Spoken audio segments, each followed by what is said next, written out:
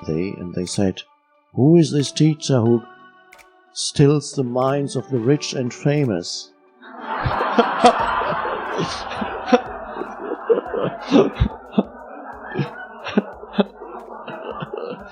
Oh, that's news. But the producer actually knew what he was doing. And he knew that he needed that little thing to get it in there. Otherwise, his boss wouldn't have allowed it in. So he had to get this in, and it got in. So it's there. It's no longer totally underground. And then the equivalent thing within human beings, the madness is still there, even as the new arises. And at times, the wave of madness, which is both mind identification and the amplified mind through the pain body, can come in very powerful waves, and you can feel, oh. And yet there is a reason why this is happening. The transmutation is accelerating. It has to come up into the light of presence. The pain body cannot be transmuted if it doesn't come up into the light of presence. Now I'm talking about the pain body as if it were an entity, and it's a perspective on it. The pain body really wants to sabotage it to get food back from your mind. It wants to take your mind over again, so it comes up very strongly. But it doesn't know that there is a greater, larger reason why it's coming up, and that is because it needs to become transmuted. And perhaps deep down it wants to become transmuted. Trying to sabotage really is wanting to dissolve, wanting to become dissolved into consciousness. So you're faced sometimes with waves of pain or madness in your life, and just, what can you do? Just be there, if you can, and watch that. And occasionally you will get lost in it. That's part of it too. Then you wake up out of it again. And perhaps next time a witnessing presence remains even as the wave sweeps through you. And if there is a witnessing presence, even if only in the background, the wave will move through more quickly. If there's no witnessing presence, it gets lodged in here and it can hang on. Through witnessing presence, the pain body comes up, perhaps very strongly, and you will experience it as an energy movement through you, which you may even shake with anger or fear. As that happens, the body may shake as this energy comes up, and you meet it in the state of acceptance and surrender. There's the fear. You allow it to happen, allow it to be, even as the body shakes. One could say you are suffering, if you can even call that suffering, because if there's an observing presence, it's just pain. So you're getting through the end of suffering. Are you still suffering? A little bit. And you suffer consciously by allowing that pain movement to be there. You suffer, so it's okay. That's enormously powerful to bring that acceptance into the suffering, and then it's not suffering anymore, it's simply pain. Suffering requires an entity, a me, with a story, with mind activity around it, and a story around it, a suffering entity. But now you realize the pain body is simply energy movement. non-personal, nobody's.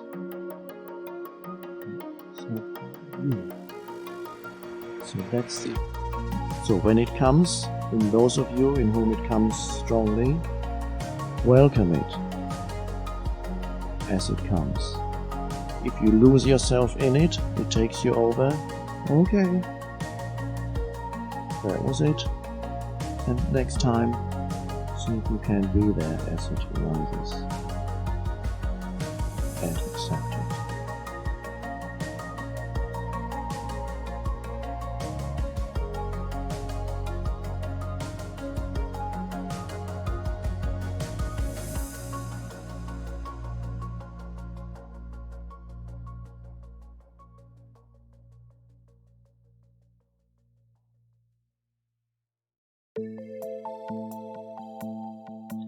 Is it beneficial to the practice of being present to live in an ashram or monastery? If so, are there any you recommend?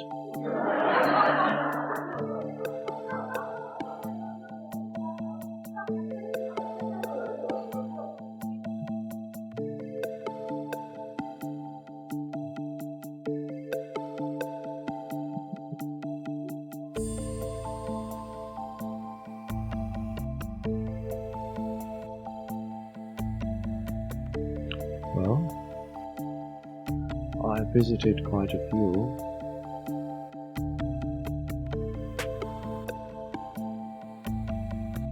And everywhere they seem to be struggling with the same things, whether it's in the monastery or in the outside world.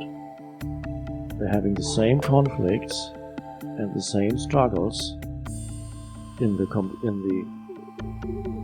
utopian communities. And you look underneath the surface,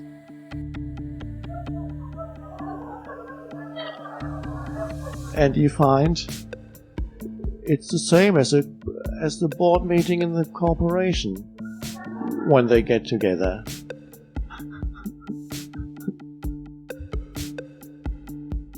So you can go to a monastery or ashram realizing, fine, you can surrender there, or you can surrender in everyday life as a householder. Surrender there. It doesn't really matter where you surrender. Of course, there are certain monasteries or groups where people come together in order to be present, with varying degrees of success. It helps to be with people who are also going through this transformation, entering presence. Sangha, to have a community. It doesn't necessarily have to be a place where you live, but to get together occasionally in the state of presence, either in stillness or listen to a talk that comes out of presence and then go into stillness, that can be helpful.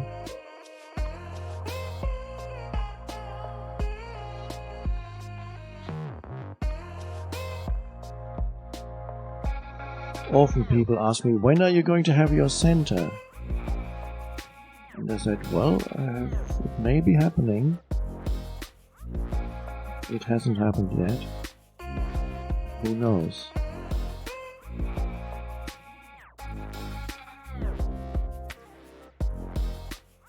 In any kind of organization, ashram, whatever it may be,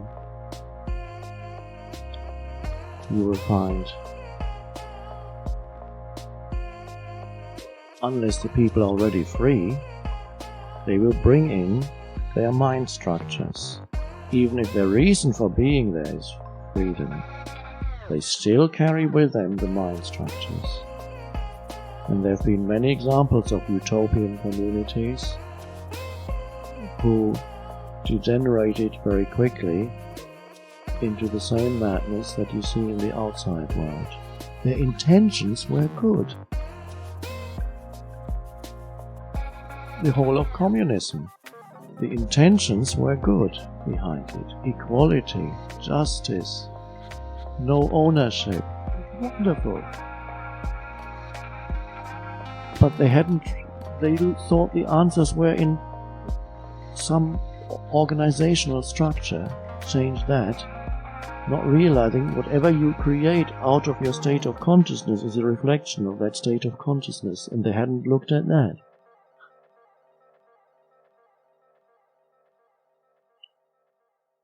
So communism, in order to achieve a better world, a future projection, first they had to kill about 10 million people in their own countries.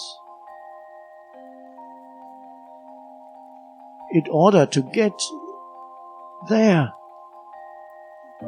future, salvation was in the future.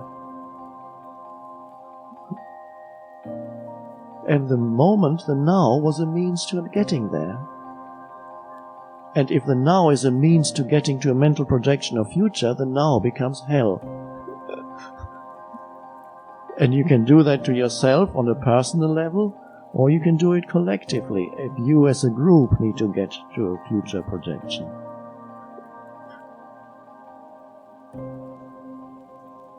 So, I would recommend that you visit some monasteries and see how it goes. Visit, see how you feel there. Buddhist, whatever it may be, Hindu, Buddhist, Christian.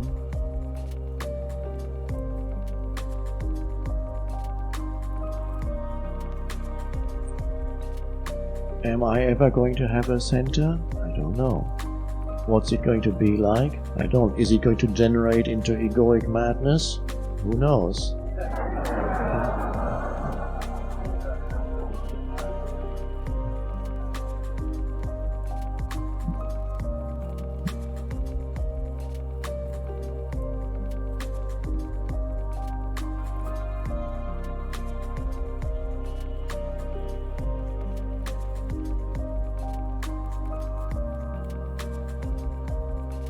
Surrender wherever you are. Wherever you are now is the right place for your practice of surrender. That is the primordial truth. Not seek a situation that is more conducive to surrender. Seek a situation that is more conducive. It may change. Your external situation is more likely to change if you surrender now. If presence arises now, then it's more likely to change. But to say the external change is a prerequisite for my practice, that is a fallacy. Wherever you are, whatever condition, whatever state, surrender to that. No demand that this moment should be different, that this place should be different. A total alignment with what is.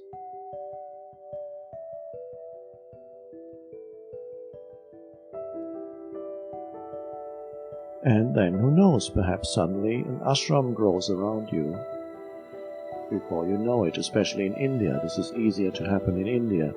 You just need to sit under a tree, and if you are present and surrendered, of course, there are many who pretend also, I know that. There are many who pretend because it's a living. They couldn't do that in the West, because whether you're real or not real, they won't recognize you.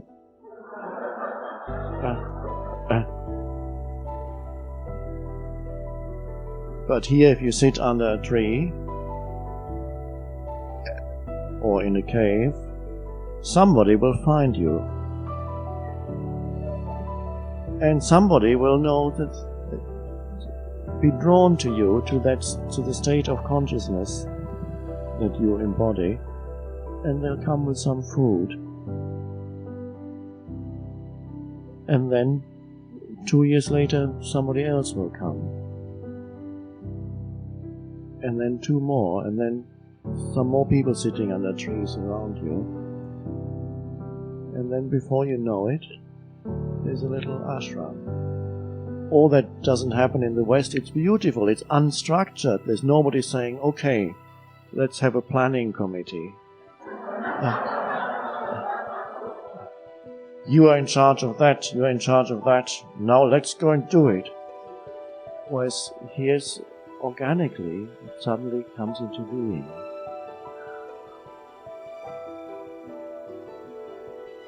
And that's beautiful. Less egoic intervention, not that some egos will get in there too, of course they will.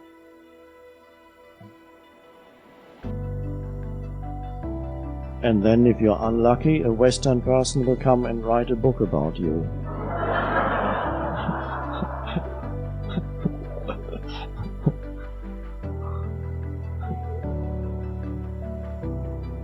And then they'll transport you to the West, and then the problems start. I'm joking a little. It is wonderful that so much of the essence of the spirituality of this country has spread now throughout the world. Beautiful phenomenon. This, like, India has been this, like a seed with, it's one of these seeds you blow, and all the seeds flow. And that's happened fairly recently. Very quickly, and that's part of that transformation. That ancient wisdom that was there, had been there for thousands of years, now it's flowing there, and it's still the same, and yet there's enormous intensity to it now because of the evolutionary stage that we are at on the planet. One could almost say all those thousands of years were a preparation, getting ready for this evolutionary transformation on the planet.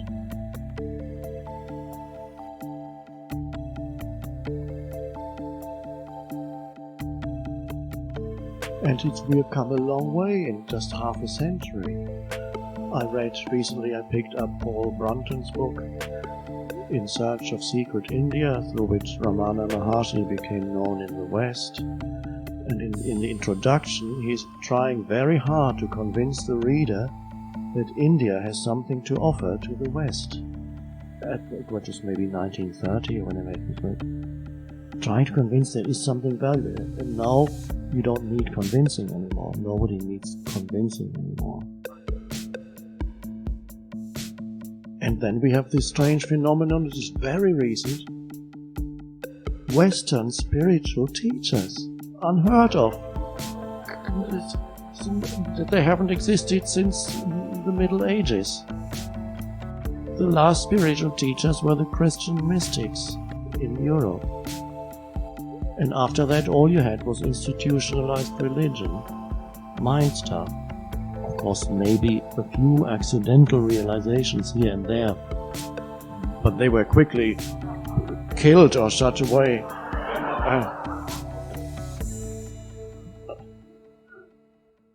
And now they're appearing everywhere. It's Western spiritual teachers. In the West, it's still, you can't, spiritual teacher to many is a meaningless term.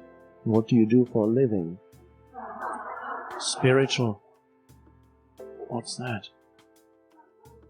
And yet it's growing. So, and that's, for many of them, the seed was here. They were seeded here.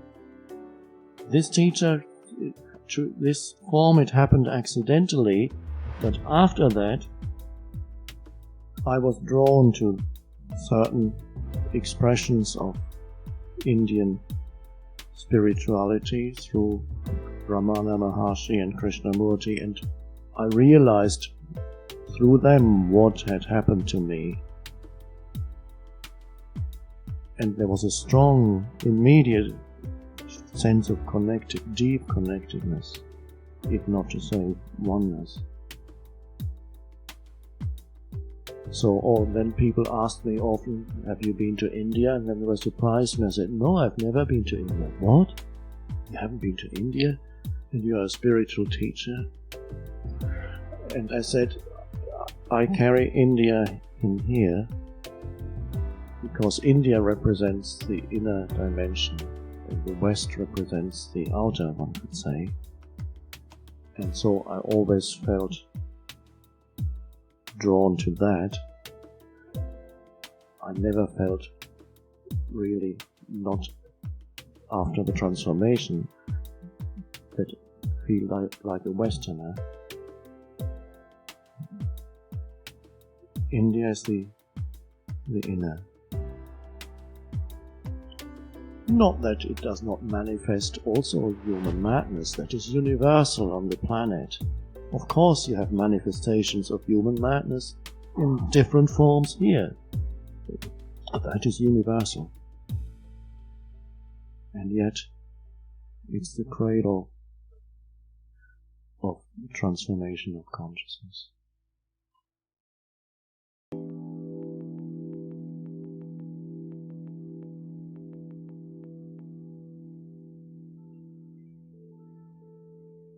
Attention to the resistance of the present, if powerful enough, will dissolve that resistance and a state of presence will emerge.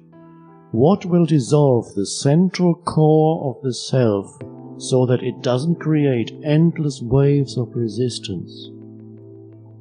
Can we explore the nature of the realization that is necessary? What will dissolve the central core of self so that it doesn't create endless waves of resistance? Central. So what is the central core of self? The mind structures, the mind movements that are the mental image of me with its accumulated content, plus the pain body. The two in cooperation form the central core of self. So, what will dissolve that? Of course, that's easy. Surrender. Only now. Surrender. It's too easy, isn't it? It's too simple. Surrender to whatever form this moment takes. Then the self cannot survive in the state of surrender to what is. It's as simple as that. The pain body cannot renew itself when you surrender to the fact that there is a pain body. And so surrender, I'm not telling you from now on you need to be in continuous surrender for 24 hours a day. Oh no. It's not that difficult. It's only this moment that you need to surrender to. Not. Just this. Whatever form this takes, it's always this. And that you need in and through surrender. That you can do. You can't surrender for 24 hours a day. That's a problem. But just this. It's only now. And so, the egoic self, nor the pain body, can survive in surrender.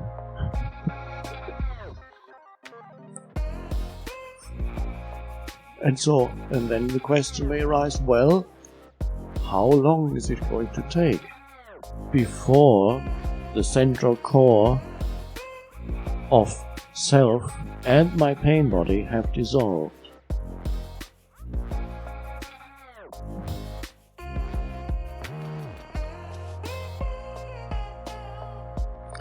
And that question implies that surrender is not yet complete. Is this moment that bad that you need to get to a future one where you achieve a certain state? To realize the goodness and depth that is already here. And only through surrender you realize that. Who you are already. You are greater than in your wildest egoic dreams you could ever be. You are already greater than you could ever be, even if the wildest egoic dreams of achievement became realized. Now, already, you are that.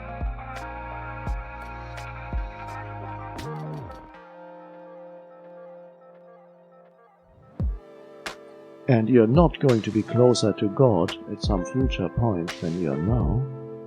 And God is yourself, the deepest level of your being.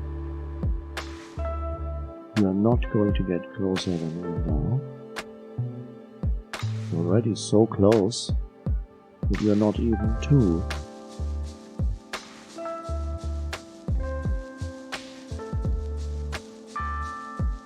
Nor is anybody closer than you are.